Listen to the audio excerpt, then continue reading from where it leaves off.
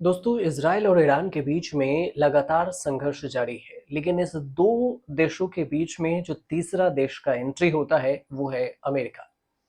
अब अमेरिका क्या करता है कि ईरान के 3 ठिकानों पर बम्बार्डिंग करता है। अब 13 जून को जो ये पूरा अगर शुरू करें इसका, तो जो कहानी है, वो एक नई कहानी आई। 11वां दिन था और अभी टकराव दोनों ही देश को भारी नुकसान पहुंचा रहा है। इस सब के बीच में देखें तो 13 जून एक नई कहानी लेकर इसलिए आया कि उस इसी दिन दोनों देशों की कहानी से शुरू होती है। 22 जून को देखें तो अमेरिका ईरान के कई ठिकानों पर बम्बार्डिंग करता है और 23 जून को जो फिर एक नया मोड़ आता है और वो इसमें ये कि अमेरिका ने जिस 3 न्यूक्लियर साइट को निशाना बनाया था उसमें फोर्डो, जो नतांज और अस्फहान ये 3 जगह शामिल था। डोनाल्ड ट्रंप ने ईरान में तख्तापलट की पैरवी की, सोशल मीडिया पर पोस्ट कर दिया, सोशल मीडिया पर ट्रूथ पर पोस्ट किया, लिखा कि शासन परिवर्तन शब्द का प्रयोग करना राजनीतिक रूप से सही नहीं, लेकिन यदि वर्तमान में ईरानी शासन ईरान को फिर से महान बनाने में असमर्थ है तो शासन परिवर्तन क्यों नहीं होगा। अब मीगा इसमें देखें तो अमेरिकी हमलों पर ईरान क्या बोला, तो ईरान के संयुक्त राजदूत हैं आमिर सईद इरावानी। उन्होंने संयुक्त राष्ट्र सुरक्षा परिषद में एक इमरजेंसी मीटिंग में कहा कि ईरान जवाब देगा। कहा कि ईरान ने युद्धोन्मादी जो अमेरिकी है उसके शासन को बार बार चेतावनी दी थी और वह इस दलदल में न फंसे। उन्होंने ये कहा कि अमेरिका ने ईरान के परमाणु स्थलों पर हमले करके कूटनीतिक को नष्ट करने का निर्णय लिया। राजदूत ये भी कहते हैं कि ईरानी सेना ईरान के प्रतिक्रिया का समय परिवर्तन प्रकृति और पैमाने पर करेगी, कब करेगी ये अभी नहीं पता। लेकिन इधर ईरान और इजराइल के बीच जो अमेरिका की एंट्री हुई तो एक नया विवाद भी छिड़ गया। नया विवाद ये कि कुछ दुनिया के जो बाकी देश थे, कुछ इजराइल के तरफ हैं तो कुछ ईरान के तरफ, 2 हिस्सों में बट गए। एक इजराइल के तरफ, दूसरा ईरान के तरफ। और अमेरिका की एंट्री पर लोग सवाल भी उठा रहे हैं और इस पूरे सवाल के बीच में एक आता है भारत भी। और इसका असर क्या पड़ेगा ईरान और इजराइल पर, भारत पर, भारत को किसके समर्थन में रहना चाहिए, ये भी आपके मन में सवाल उठ रहा होगा। तो भारत रूस के बाद ईरान के सबसे पुराना संबंध रहा है, पुराना दोस्त कह सकते हैं आप। लेकिन पहले ऐसा नहीं था। ईरान पहले भारत का दोस्त नहीं हुआ करता था, ये 1974 से पहले की बात है। लेकिन आपको 1974 के पहले भी कहानी बताएंगे। लेकिन अभी की बात करें तो जैसे कतर है, सऊदी अरब है, ओमान है, मध्य पूर्व के जो मिडिल ईस्ट के कई कंट्रीज हैं, देश हैं, इजराइल की ओर से ईरान पर किए गए जो हालिया हमला है उसकी कड़ी निंदा कर रहे हैं। इन देशों का मानना है कि अगर इजराइल और ईरान के बीच में संघर्ष और बढ़ा तो इसका असर बाकी के क्षेत्रीय सीमाओं पर सीमित नहीं रहेगा, बल्कि यह पूरी दुनिया को प्रभावित कर सकता है, अपने लपेटे में ले सकता है। तो रूस और चीन किसके साथ है, पहले ये समझिए। जब इजराइल ने ईरान पर हवाई हमला किया था तो फिर चीन की पहली प्रतिक्रिया थी वो तेज थी। चीन का कहना था कि इजराइल ने रेड लाइन पार कर ली है। तो फिर संकेत ये देती है ये बयान कि वह इजरायली कार्रवाई को गंभीरता से ले रहा है और ईरान के सपोर्ट में है। दूसरी ओर रूस ने अब तक इजराइल ईरान संघर्ष में अपनी अपेक्षाकृत संतुलित, मतलब कोई भी ऐसे बयान नहीं दिया, सतर्क रुख अपनाया है। अब बात करते हैं भारत की। तो ईरान और भारत के जो रिश्ते हैं वो कितने पुराने हैं और कैसा संबंध है। तो एक पक्ष भारत और ईरान के जो पुराने रिश्ते हैं उस पर दुहाई दे रहा है और इस बहाने प्रधानमंत्री नरेंद्र मोदी सरकार की भी विदेश नीति, जो फॉरेन पॉलिसी है, उस पर सवाल उठा रहा है। भारत और ईरान के बीच जो रिश्ते हैं वो सदियों पुराने हैं और फिर भी पिछले 2 दशक में देखें तो भारत के ईरान नीति में काफी उतार चढ़ाव भी देखने को मिला है। 2005 में भारत ने अंतर्राष्ट्रीय परमाणु ऊर्जा एजेंसी जो IAEA में ईरान के परमाणु कार्यक्रम के खिलाफ वोट किया था, जो उस समय एक अप्रत्याशित इनडायरेक्ट कदम था। और उस समय मनमोहन सिंह के नेतृत्व वाली यूपीए की सरकार थी, अमेरिका के साथ अपने नागरिक परमाणु समझौते को लेकर डील कर रही थी। और ऐसे में ये माना जाता है कि वाशिंगटन के दबाव में भारत ने यह फैसला लिया था कि ईरान के खिलाफ वोट किया। और ये भारत का ईरान नीति के लिए एक ऐतिहासिक बदलाव था। इसके करीब 2 दशक बाद 2024 में ईरान ने जो भारत ने ईरान के खिलाफ आईएई में वोटिंग से खुद को अलग कर लिया। यानी कि वो 2005 की तुलना में 2024 में ईरान के करीब होते दिखा।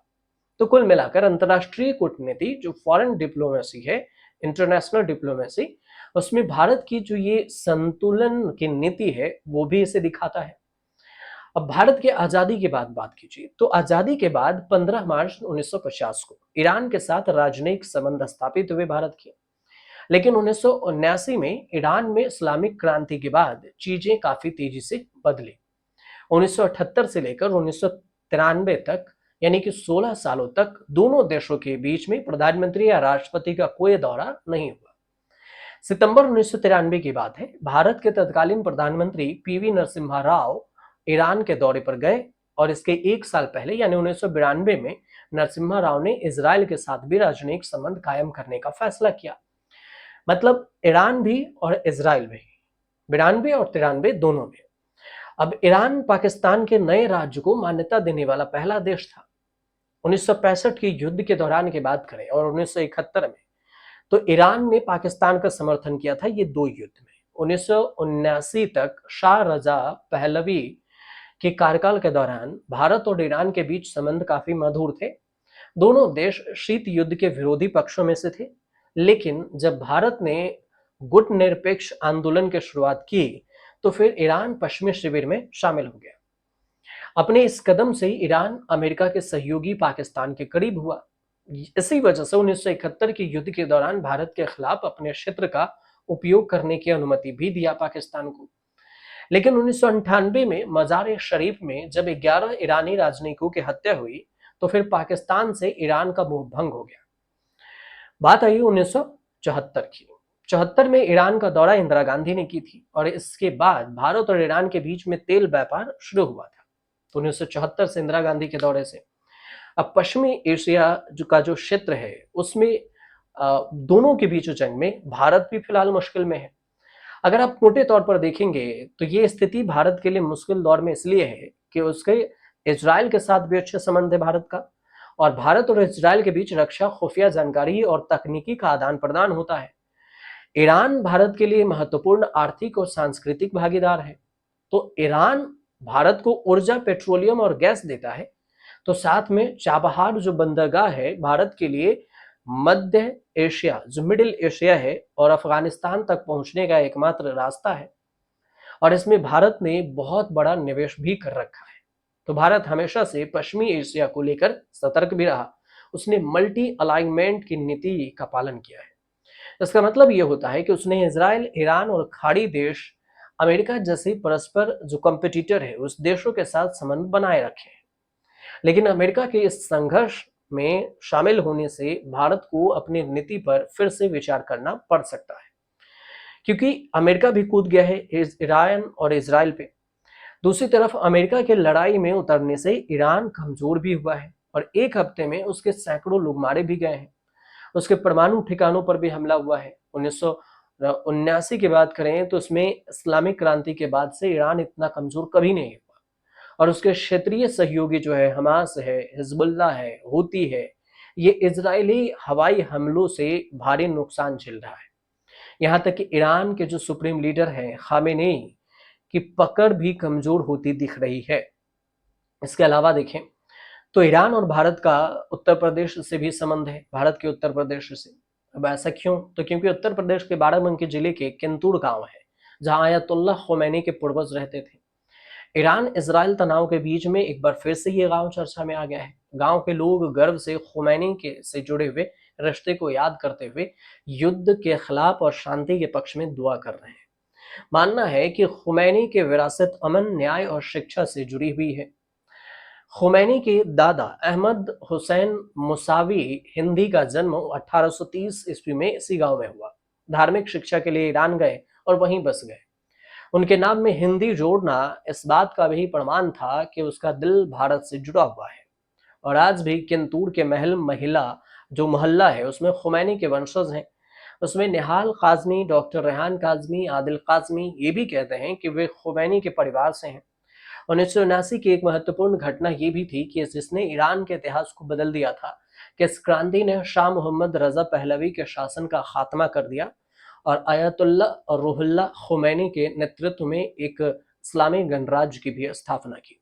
तो कुल मिलाकर भारत और ईरान के बीच के जो रिश्ता है, ये पूरा हमने आपको समझाने की कोशिश की।